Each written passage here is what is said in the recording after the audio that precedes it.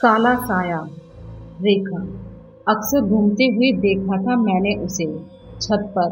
देखने से लगता था होगी यही कोई 21 या 22 साल की लड़की। सर पर पोनीटेल नजर आती थी, पर कभी साफ साफ नहीं देख पाया मैं। किशन ने कहा। विकास बोला, यार मैंने सुना है उस घर की छत पर कई लोगों ने किसी काले साए को टहलते हुए देखा है। देखना कहीं किसी मुसीबत में ना फंस जाना तुम।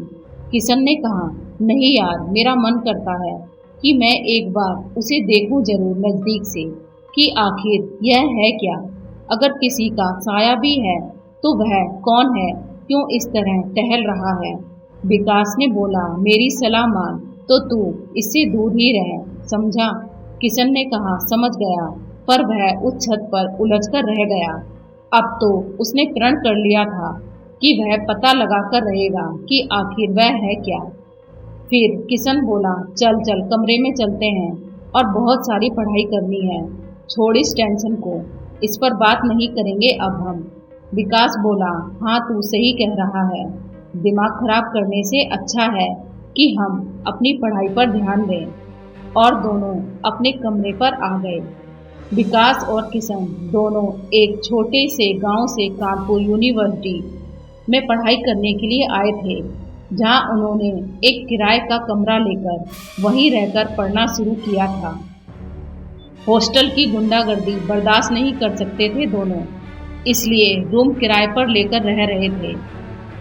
दोनों बहुत सीधे और सरल इंसान थे, पर उनके घर के बगल में एक घर बंद रहता था, कभी कभी खुलता था। लेकिन उसकी छत के ऊपर अक्सर एक साया घूमता हुआ नजर आता था।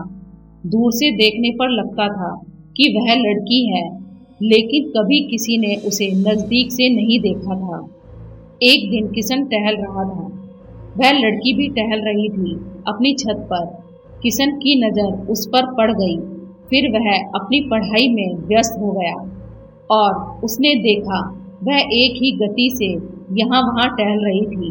ध्यान ध्यान देने पर उसे लगा कि यह लड़की ही है, लगभग रही होगी 21-22 साल की, लेकिन वह दिख क्यों नहीं रही है साफ साफ। वह कभी रेलिंग के पास नहीं आती थी, वह हमेशा ऐसी जगह से छत पर घूमती थी कि छत पर जल रही लैंप पोस्ट की रोशनी भी उसके ऊपर नहीं पड़ती थी।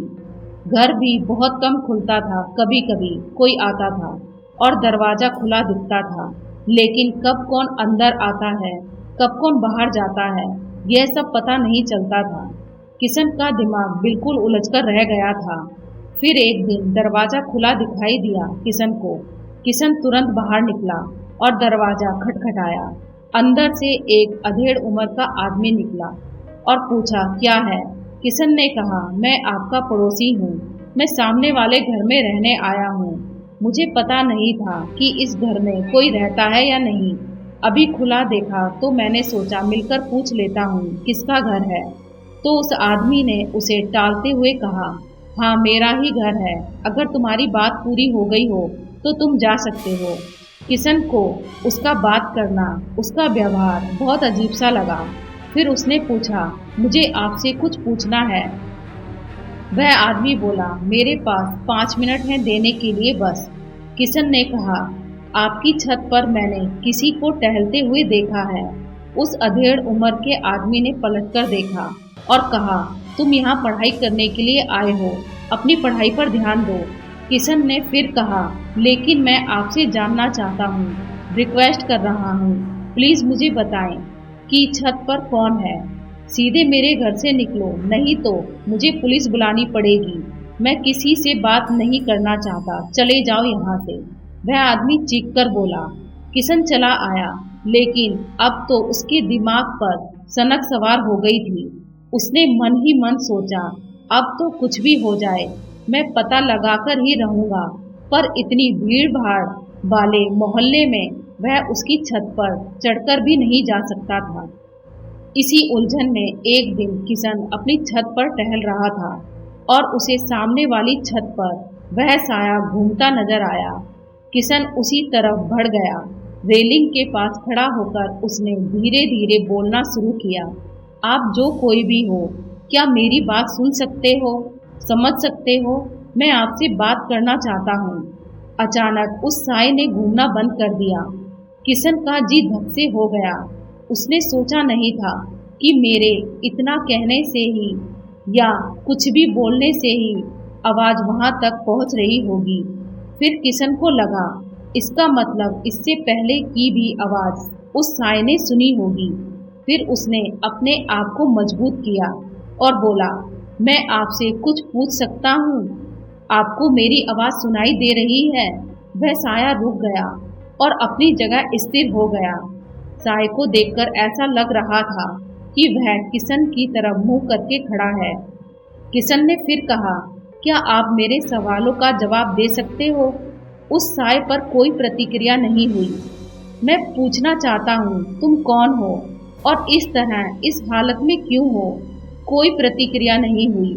थोड़ी देर किशन वैसे ही खड़ा रहा, सामने वाली छत की तरफ देखता रहा। उसकी समझ में नहीं आ रहा था कुछ कि क्या करे, लेकिन उसे ये तो पता चल रहा था कि उसकी आवाज उस काले साए तक पहुंच रही है और वह उसकी बात सुन रहा था। थोड़ी देर किशन इस अवस्था में खड़ा रहा और सामने साया भी उसी तरह बुत बना एक ही स्थान पर खड़ा रहा। काफी समय तक साया उसी जगह स्थिर रहा। फिर किशन ने सोचा, चलो फिर किसी दिन पूछ लूंगा, क्या पता यह कुछ कहे। किशन अब जैसे ही नीचे जाने के लिए मुड़ा, एक लड़की से टकराते टकराते बचा। उसकी छत पर ठीक सामने एक लड़की खड़ी थी। वह बहुत खूबसूरत थी। उसने पलटकर छत पर देखा, वहां कोई नहीं था। किशन घबरा गया और बोला, तुम उस छत से ही आई हो? उस लड़की ने सिर हिलाकर जवाब दिया, हाँ। शेष भाग अगली वीडियो में सुनिए कि जो लड़की काले साए के रूप में घूम रही है, आखिर में वह है कौन? क्या है उसकी सच्चाई? वीडियो पसंद आई हो तो वीडियो को लाइक करें। आपके एक लाइक से मेरा मनोबल बढ़ता है। आपका एक लाइक मुझे और वीडियो बनाने के लिए प्रेरित करता है। इस कहानी का अगला भाग सुनने के लिए मेरे चैनल कृष्णवी वॉइस को सब्सक्राइब जरूर करें। Thank you.